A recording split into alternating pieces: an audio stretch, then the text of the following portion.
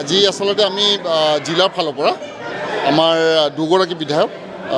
আমাৰ 16 নং অভয়পুৰী বিধায়ক ভূপেন্দ্ৰ ডাঙৰীয়া আৰু আমাৰ 18 নং বঙাইগাঁৱৰ বিধায়িকা দীপ্তিময়ী বাইদেউ দুগৰাকী বিধায়কক আমি আজি সম্বোধনা অনুষ্ঠান এটাৰ ব্যৱস্থা কৰিছিলোঁ আৰু সেই সূত্ৰে তেখেতক আমি বিপুলভাৱে সম্বোধনা জনাওঁ আৰু আমি এইবাৰ আমি খুবেই উৎফুল্লিত এইকাৰণে যে বঙাইগাঁও জিলাত আমি ট্ৰিপুল ইঞ্জিনৰ আমি চৰকাৰ পাইছোঁ আমি নিজৰ এইকাৰণে কৈছোঁ যে আমাৰ সাংসদগৰাকী আমাৰ বঙাইগাঁও জিলাৰ বঙাইগাঁও বিধানসভাৰ বিধায়কগৰাকী আমাৰ NDA দলৰ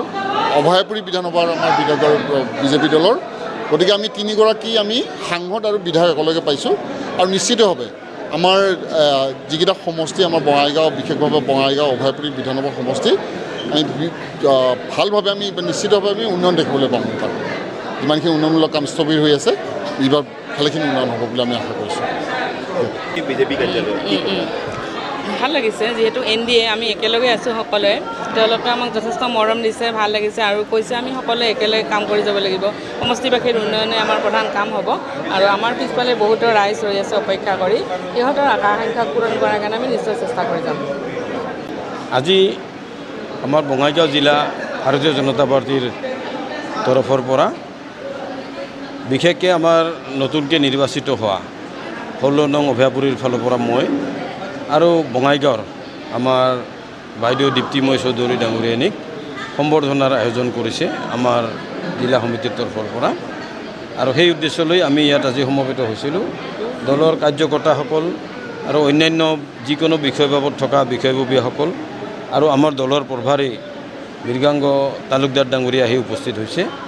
আৰু ইয়াত বিশেষকৈ অন্য একো নাই সম্বৰ্ধনাৰ কথাটোৱেই ইয়াত আজি আছিলে উন্নয়ন বুলি ক'লে আমাৰ যিহেতু বাৰিষা বতৰ আহিছে বঙাইগাঁও সমষ্টি বা অভয়পুৰী সমষ্টি বহুত শোচনীয় ঠাই আছে যে বহুতে এইবাৰ বতাহত ধুমুহাত বহুতে ঘৰ ভাঙি বহুতে অনাথ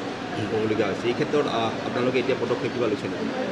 পদক্ষেপ আমাৰ চৰকাৰখন নতুনকৈ হৈছে আৰু এই বিষয়ে বিধানসভাও বহিব আমি শপত গ্ৰহণ যিহেতু কৰা নাই যে তৎক্ষণাৎভাৱে আমি এনেধৰণৰ কোনো ব্যৱস্থা এতিয়া লোৱা নাই কিন্তু কিছু আমি কাম কাজ হাতত লৈছোঁ যিবিলাক হয়তো আমাৰ চিৰস্থায়ী কামেই হ'ব সেই কামবিলাকৰ কাৰণে আমি ইতিমধ্যে আগভাগ লৈছোঁ আৰু টেম্পৰাৰী যিবিলাক আমাৰ ধুমুহা বতাহৰ কাৰণে যিবিলাক আমাৰ ক্ষতিগ্ৰস্ত তাৰ কাৰণে আমাৰ ইতিমধ্যে কমিটিও গঠন হৈছিলে আমাৰ এই কমিটিবিলাকে তেওঁলোকৰ পৰামৰ্শ মৰ্মে কামখিনি আমি য'ত যি ক্ষতিগ্ৰস্ত হৈছে সেইটো ব্যৱস্থা আমি কৰিম ধন্যবাদ